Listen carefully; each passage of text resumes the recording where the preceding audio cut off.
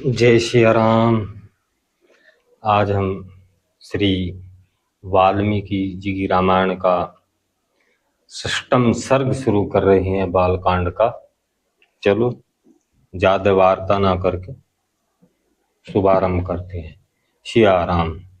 इस अयोध्यापुरी में रहकर राजा दशरथ प्रजा वर्ग का पालन करते थे। वे वेदों के विद्वान और सभी उपयोगी वस्तुओं का संग्रह करने वाले थे। दूरदर्शी और महान तेजस्वी थे। नगर और जन पद की प्रजा उन्हें बहुत प्रेम रखती थी। वे इक्ष्वाकु कुल के अतिरथी वीर थे। यज्ञ करने वाले धर्मप्राण और जितेंद्रिय थे। महर्षियों के समान दिव्य गुण में संपन्न राज ऋषि थे। उनकी तीनों लोकों में ख्याति थी। वे बलवान, शत्रुहीन, मित्रों से युक्त एवं इंद्रिय विजयी थे। धन और अन्य वस्तुओं के संचय की दृष्टि से इंद्र और कुबेर के समान जान पड़ते थे। जैसे महातेजस्वी प्रजापति मनु संपूर्ण जगत की रक्षा करते थे, उसी प्रकार महाराजा दशरथ भी करते थे। धर्म, अर्थ और काम का संपादन करने वाले, कर्मों का अनुष्ठान करते हुए सत्य प्रिय नरेश उस श्रेष्ठ अयोध्यापुरी का उसी प्रकार पालन करते थे जैसे इंद्र अमरावती पुरी का। उस उत्तम नगर में निवास करने वाले सभी मनुष्य प्रसन्न, धर्मात्मा, बहुश्रुत, निर्लोभ, सत्यवादी तथा अपने अपने धन से संतुष्ट रहने वाले थे। उन श्रेष्ठ पुरी में कोई भी ऐसा कुटुंबी नहीं था जिसके पास उत्कृष्ट वस्तुओं का संग्रह अधिक मात्रा में न हो, जिनके धर्म, अर्थ और काम में पुरुषार्थ सिद्ध न हो गए हों, तथा जिनके पास गाय, बैल, घोड़े, धन धान्य आदि का अभाव हो। अयोध्या कहीं भी कोई कामी, कर्पण, क्रूर, मूर्ख एवं नास्तिक मनुष्य देखने को भी नहीं मिलता था। क्यों वहां के सभी स्त्री पुरुष धर्मशील, संयमी, सदा प्रसन्न रहने वाले तथा शील और सदाचार की दृष्टि से महर्षियों की भांति निर्मल थे। वहां कोई भी कुंडल, मुकुट और पुष्पहार से शून्य नहीं था। किसी के पास भोग विलास की कमी नहीं थी। कोई भी ऐसा नहीं था जो नहा धोकर साफ सुथरा न हो, जिसके अंगों में चंदन का लेप न हुआ हो तथा जो सुगंध से वंचित हो। अपवित्र अन्न भोजन करने वाला, दान न देने वाला तथा मन को काबू में न रखने वाला मनुष्य तो वहां कोई दिखाई ही नहीं देता था। ऐसा कोई भी पुरुष देखने में नहीं आता था जो बाजूबंद, निशक, स्वर्ण पदक या मोहर तथा हाथ का आभूषण, कड़ा आदि धारण न किए हुए। अयोध्या में कोई भी ऐसा नहीं था जो अग्निहोत्र और यज्ञ न करता हो, जो शूद्र, चोर, सदाचार शून्य अथवा वर्ण संकर हो। वहां निवास करने वाले ब्राह्मण सदा अपने कर्मों में लगे रहते थे, इंद्रियों को वश में रखते, दान और स्वाध्याय करते तथा प्रतिग्रह से बचे रहते थे। प्रतिग्रह अर्थात अधिक वस्तुओं का संचय न करना, ये ब्राह्मण का कर्तव्य है। वहां कहीं एक भी ऐसा द्विज नहीं था जो नास्तिक, असत्यवादी, अनेक शास्त्रों के ज्ञान से रहित, दूसरों को दोष ढूंढने वाला, साधना में असमर्थ और विद्याहीन हो। उस पुरी में वेद के 6 अंगों को न जानने वाला, व्रतहीन, सहस्त्रों से कम दान देने वाला, दीन, विचित्र चित्त अथवा दुखी भी कोई नहीं था। अयोध्या में कोई भी स्त्री या पुरुष ऐसा नहीं देखा जा सकता था जो श्रीहीन, रूप रहित और राजभक्ति में शून्य हो। ब्राह्मण आदि चारों वर्णों के लोग देवता और अतिथियों के पूजक, कृतज्ञ, उदार, शूरवीर और पराक्रमी थे। उस श्रेष्ठ नगर में निवास करने वाले सब मनुष्य दीर्घ आयु तथा धर्म, सत्य का आश्रय लेने वाले थे। वे सदा स्त्री, पुरुष, पौत्र आदि परिवार के साथ सुख में रहते थे। क्षत्रिय ब्राह्मणों का मुख जो होते थे, वैश्य क्षत्रियों की आज्ञा का पालन करते थे और शूद्र अपने कर्तव्य का पालन करते हुए उक्त तीनों वर्णों की सेवाओं में संलग्न रहते थे। इक्ष्वाकु कुल में स्वामी राजा दशरथ अयोध्यापुरी की रक्षा उसी प्रकार करते थे जैसे बुद्धिमान महाराज मनु ने पूर्व काल में उसकी रक्षा की थी। सूर्य की अधिकता के कारण अग्नि के समान दुर्धर्ष, कुटिलता से रहित, अपमान को सहन करने में असमर्थ तथा अस्त्र शस्त्रों के ज्ञाता योद्धाओं के समुदाय से वह पुरी उसी प्रकार भरी रहती थी जैसे पर्वतों की गुफा सिंहों के समूह से परिपूर्ण थी। काम्बोज और वैलिक देशों में उत्पन्न हुए उत्तम घोड़ों से, वनायु देश के अश्वों से तथा सिंधु नद के निकट पैदा होने वाले दरियाई घोड़े से जो इंद्र के अस उच्चैव सर्वा के समान श्रेष्ठ थे, अयोध्यापुरी भरी रहती। सिंधु नद, भाई एक नदी हो, ये नद है यानी कि पुरुष रूप है। विंध्य और हिमाचल पर्वतों में उत्पन्न होने वाले अत्यंत बलशाली पर्वताकार मदमत्त राजाओं से भी वह नगरी परिपूर्ण रहती थी। ऐरावत कुल में उत्पन्न महापद के वंश में पैदा हुए तथा अंजन और वामन नामक दिग्गजों से भी प्रकट हुए हाथी उस पुरी की पूर्णता में सहायक हो रहे थे। हिमालय पर्वत पर उत्पन्न भद्र जाति के, विंध्याचल पर्वत उत्पन्न हुए मद्र जाति के तथा सह पर्वत पर पैदा हुए मर्ग जाति के हाथी भी वहां मौजूद थे। भद्र, मद्र और मर्ग इन तीनों के मेल से उत्पन्न हुए। शंकर जाति के भद्र और मद्र इन दो जातियों के मेल से पैदा हुए। शंकर जाति के तथा मर्ग और मद्र इन दो जातियों से सम्मिश्रण से पैदा हुए पर्वताकार गजराज भी थे, जो सदा मदोन्मत्त रहते थे। उस पुरी में भरे हुए 3 योजन के विस्तार वाले अयोध्या में जो योजन की भूमि तो ऐसी थी जहां पहुंचकर किसी के लिए भी युद्ध करना असंभव था। इसलिए वह पुरी अयोध्या इस सत्य तथा सार्थक नाम से प्रकाशित होती थी, जिसमें रहते हुए राजा दशरथ इस जगत का अपने राज्य का पालन करते थे। जैसे चंद्रमा नक्षत्रलोक का शासन करते हैं, उसी प्रकार महातेजस्वी राजा दशरथ अयोध्यापुरी का शासन करते थे। उन्होंने अपने समस्त शत्रुओं को नष्ट कर दिया था, जिसका अयोध्या नाम सत्य एवं सार्थक था, जिसके दरवाजे और अग्रला सुदृढ़ थे, जो विचित्र ग्रहों से सदा सुशोभित होती थी, सहस्त्रों मनुष्य से भरी हुई उस कल्याणमयी पुरी का इंद्रतुल्य तेजस्वी राजा दशरथ न्यायपूर्वक शासन करता था। तो षष्ठम सर्ग संपूर्ण हुआ। अब सप्तम सर्ग है। इक्ष्वाकु वंशीवीर महामना राजा दशरथ के मंत्री जनोचित गुणों से संपन्न 8 मंत्री थे, जो मंत्र के तत्वों को जानने वाले और बाहरी चेष्टा देखकर भी मन के भाव को समझने वाले थे। वे सदा ही राजा के प्रिय हित में लगे रहते थे, इसलिए उनका यश बहुत फैल गया था। वे सभी सदाचार विचार से युक्त थे और राजकीय कारणों में निरंतर सघन रहते थे। उनके नाम इस प्रकार है: घरती, जयंत, विजय, सुराष्ट्र, राष्ट्रवर्धन, अकोप, धर्मपाल और 8वें सुमंत्र, जो अर्थशास्त्र के ज्ञाता थे। ऋषियों में श्रेष्ठ वशिष्ठ और वामदेव ये 2 महर्षि राजा के मान्य ऋत्विज पुरोहित थे। ऋत्विज पुरोहित के कहवे। इनके सिवा सुयज्ञ, जाबाली, काश्यप, गौतम, दीर्घायु, मार्कंडे और विप्र काल्यायन भी महाराज के मंत्री थे। इन ब्रह्म ऋषियों के साथ राजा के पूर्व परंपरागत ऋत्विज भी सदा मंत्री का कार्य करते थे। वे सब के सब विद्वान होने के कारण विनयशील, सलज्ज, कार्य कुशल, जितेंद्रिय, श्री संपन्न, महात्मा, शास्त्र विद्या के ज्ञाता, सुदृढ़, पराक्रमी, यशस्वी, समस्त राग कार्यों में सावधान, राजा की आज्ञा के अनुसार कार्य करने वाले थे। तेजस्वी, क्षमाशील, कीर्तिमान तथा मुस्कुराकर बात करने वाले थे। वे कभी काम, क्रोध या स्वार्थ के वशीभूत होकर झूठ नहीं बोलते थे। अपने या शत्रु पक्ष के राजा की कोई भी बात उनसे छिपी नहीं रहती थी। दूसरे राजा क्या करते हैं, क्या कर चुके हैं और क्या करना चाहते हैं, ये सभी बातें गुप्तचरों द्वारा उन्हें मालूम रहती थी।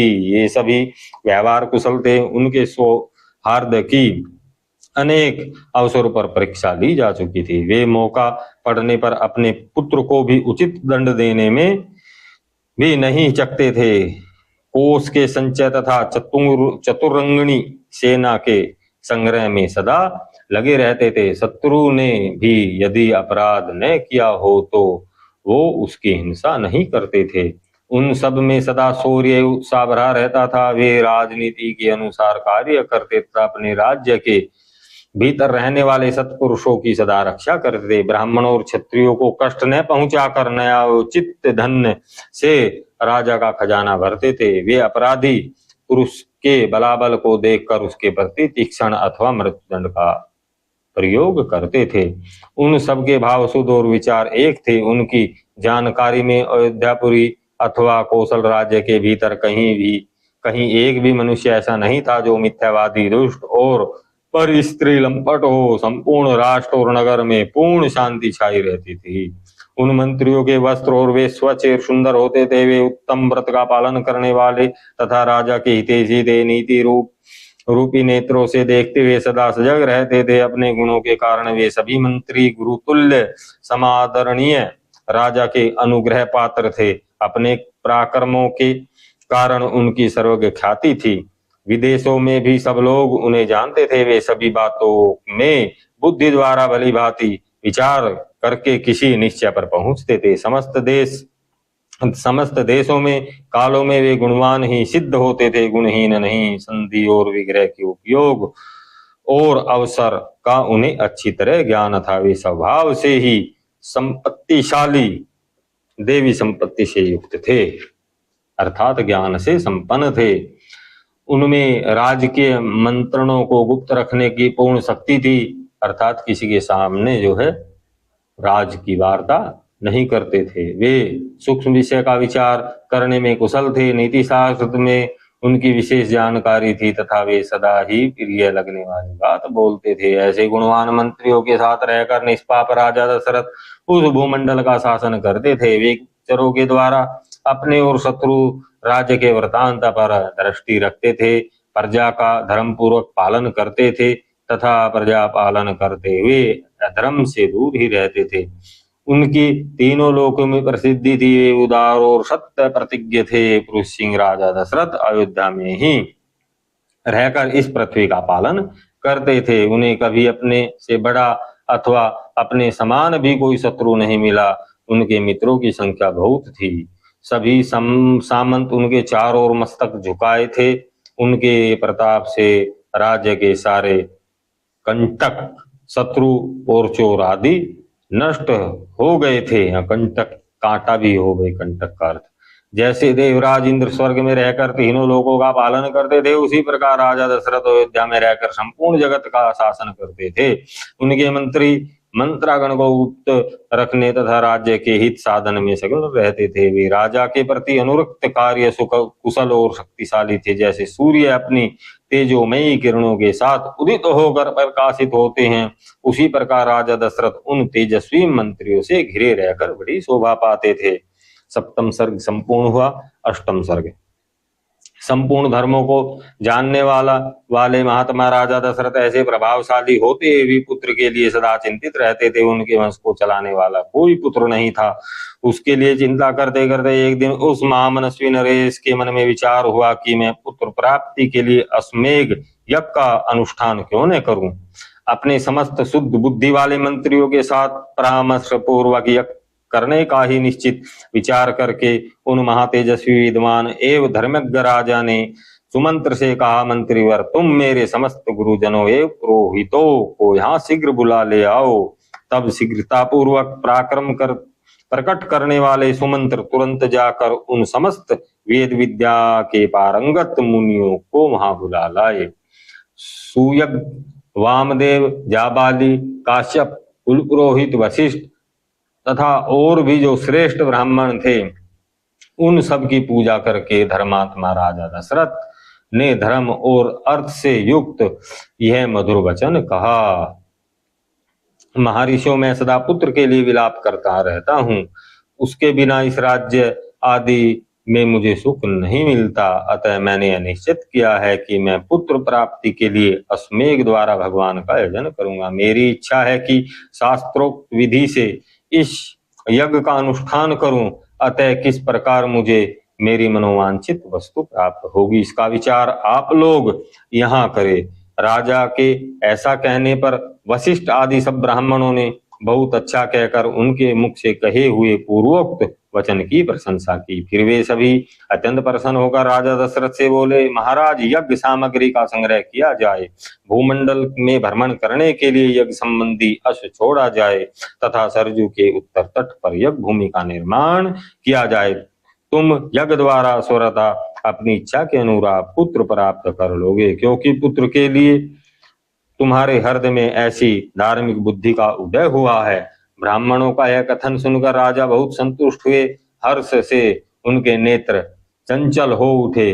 वे अपने मंत्रियों से बोले, गुरुजनों की आज्ञा के अनुसार यज्ञ की सामग्री वहां एकत्रित की जाए, शक्तिशाली वीरों के संरक्षण में उपाध्याय सहित अश्व को छोड़ा जाए, सरजू के उत्तर तट पर एक भूमि का निर्माण हो, शास्त्रोक्त विधि से के अनुसार कर्म से शांति कर्म का विस्तार किया जाए, जिसमें विघ्नों का निर्वाण हो।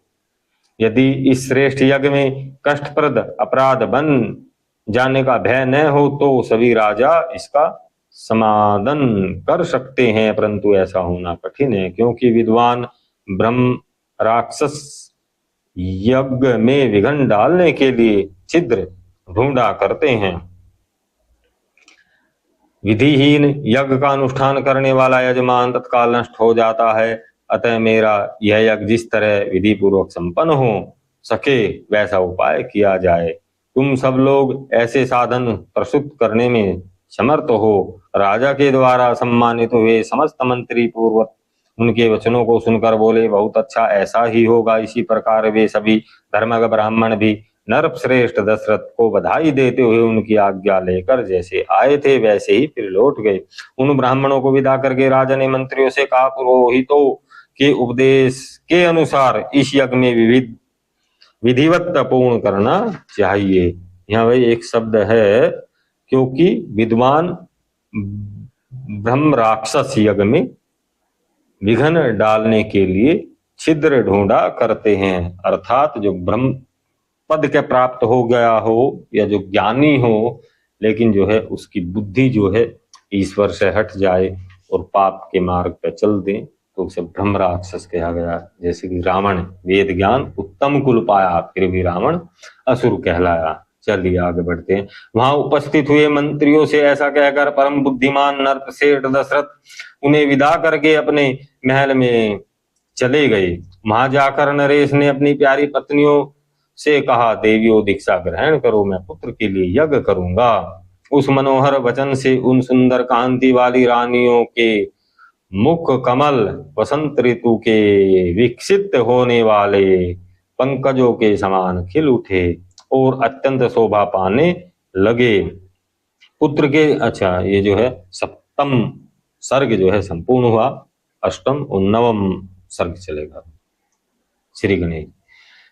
पुत्र के लिए अश्वमेध यज्ञ करने की बात सुनकर सुमंत ने राजा से एकांत में कहा, महाराजा, एक पुराना इतिहास सुनिए। मैंने पुराण में भी इसका वर्णन सुना है। पृथ्वीजों ने पुत्र प्राप्ति के लिए इस अश्वमेध रूप उपाय का उपदेश दिया है, परंतु मैंने इतिहास के रूप में कुछ विशेष बात सुनी है।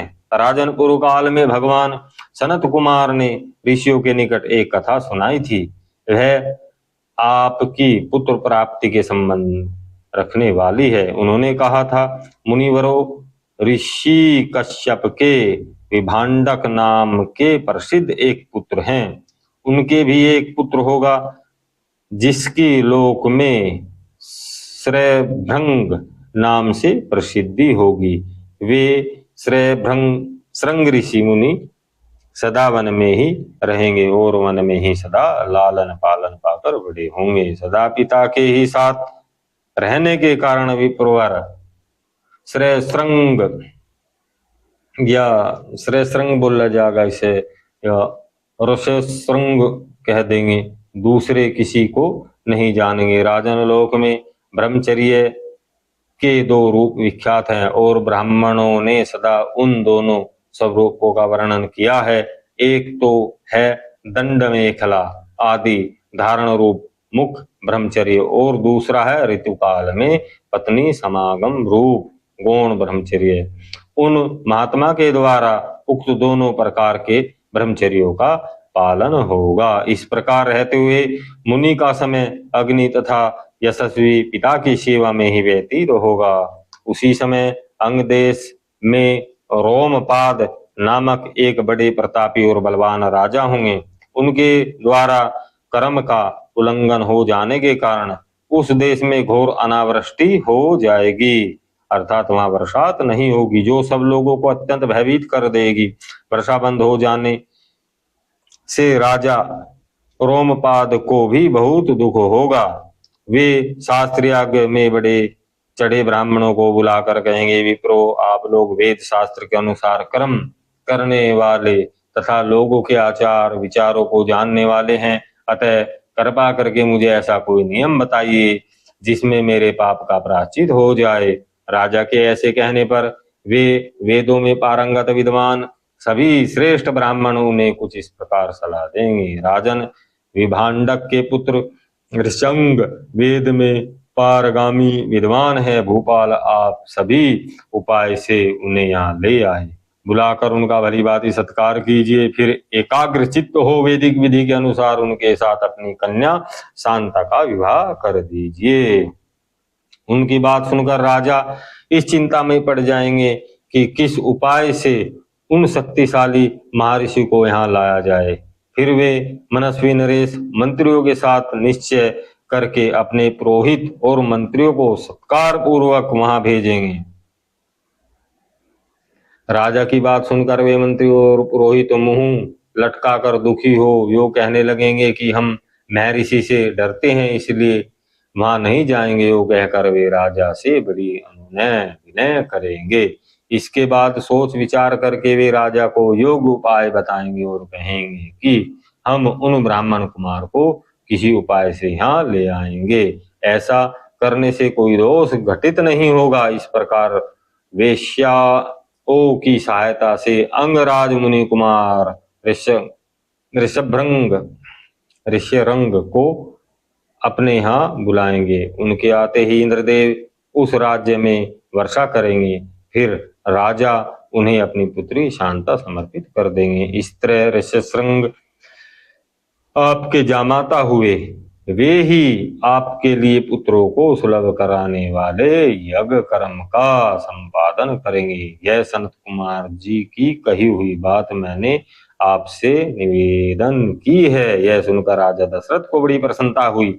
उन्होंने सुमंत्र से कहा, मुनि कुमार ऋष्यशृंग को वहां जिस प्रकार और जिस उपाय से बुलाया गया है वह स्पष्ट रूप से बताओ। सिया राम।